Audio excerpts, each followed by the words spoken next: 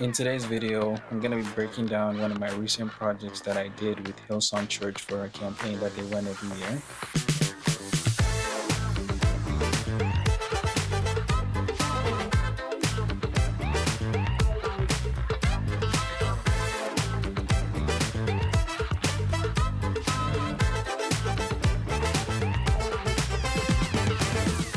I'm going to dive into the purpose behind it, how we captured some of these interviews, and what went into shaping the final look. Stick around till the end because I'm going to be showing some of my favorite final clips and frames from the shoots. I'm going to run you through all these different chapters. The biggest bit is definitely going to be the actual setup and breakdown of the shoots and the shooting process itself. I'm also going to talk through some of the gear that I use because that's essentially the focus of this video. So without wasting any more time, let's get right to it. Right, so let's start at the beginning, which is what this shoots or what this project actually is and why I did it.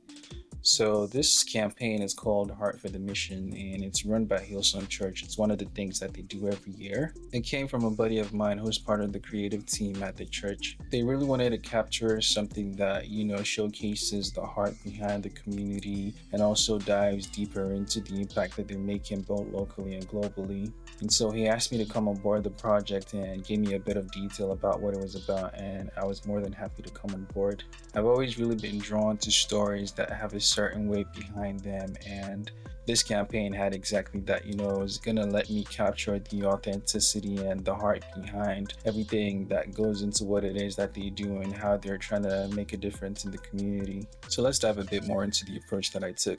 The goal was really to make the sessions feel very honest and heartfelt, but at the same time, we weren't trying to make it look too staged, and we still wanted it to retain that authenticity. So we approached it with more of a sense of realness and intimacy, and I tried to mimic the reference so that I could create something really similar that aligned with the vision that they had in mind. So the whole thing was structured off of a script because they were going to be reading the lines off of a prompter that was going to be attached to the camera. But even with that, we were still trying to go for as much of a natural look as possible. For cameras, I used the Blackmagic Orsa 4K as a test cam just so that I could set up the frame and test the lighting, but the actual sessions were shot on a Sony FX30 with the 24-70 G Master lens, and that was the A cam. And then the B cam was a Sony A7 IV, which was paired with the 85mm 1.4 G Master lens as well. That combo was very essential to have, and it was important because it gave us a soft look and depth without really overcomplicating the rig. The teleprompter was attached to the front of the Sony FX30. I'm not exactly sure what brand this is from, but it's kind of a tank of a unit, honestly, because it's got this massive screen under it, and it's also connected to the computer, which is where the script is loading in from. I'm going to try to look up the exact make and model and put it in the description down below.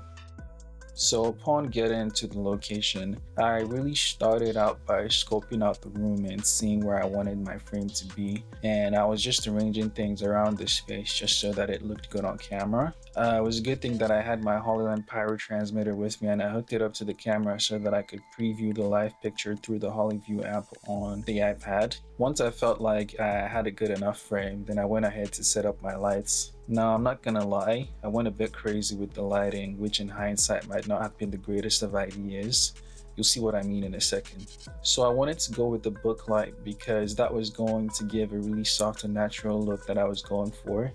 And I wanted a really big source so that the light would really wrap around the subjects and it would look really soft and natural with no harsh shadows and not as much intensity.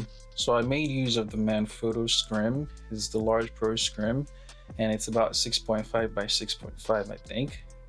The key light was essentially going to blast into the white fabric of the scrim, and then it was going to bounce back through the diffuser that's also part of the kits of the scrim. And so essentially that would be a book light. Now for the actual key light itself, I made use of the Nanlite Forza 720B, and I thought that that was going to be powerful enough, but it turns out that it wasn't, because when you're working with book lights, Just because you're bouncing the actual lights into a fabric or into some sort of bounce material, that makes you lose quite a bit of light. So you need to have a light that's really powerful. A pro tip is always to go with a light that has more output than you would typically need. And I've learned this the hard way. So I set up the lights in C-stand legs, and I had a reflector cone attached to the head of it so that I could control the direction and the spread of it better. And then I attached the ballast to the C-stand that was holding the scrim up just so that I could make things clean. Moving on to the hair lights, I went with the Nanlite FC500V on a C-stand with an Avenger arm that was booming it overhead. And that just enabled me to bring it in from the top of the frame without having it show up on camera. I had to put quite a few sandbags on it to hold it in place and make sure nothing was tipping over. On the other side of the room, I added another Nanlite Forza 300B with a Fresnel attachment that had barn doors on the opposite side of the key, just so that I could have that serve as a kicker and it would give the subjects a bit more separation from the background.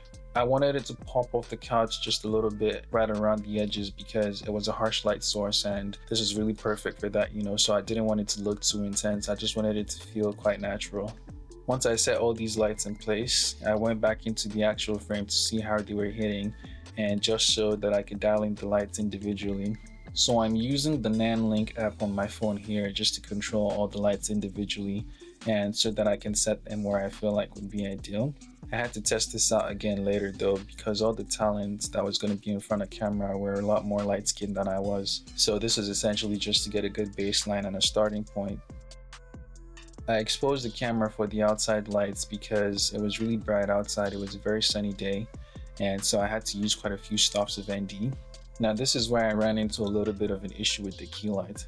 As you can see in this frame, it was on full power, but the output just wasn't enough because of how much light it's losing just by bouncing into the scrim. So I decided to improvise and add in another light to get more output. I made use of the second Nanlite FC500 that I had with me, and I placed it right behind the 720, and this was able to give me just a few more stops of lights. It still wasn't enough though, but I had to make it work somehow.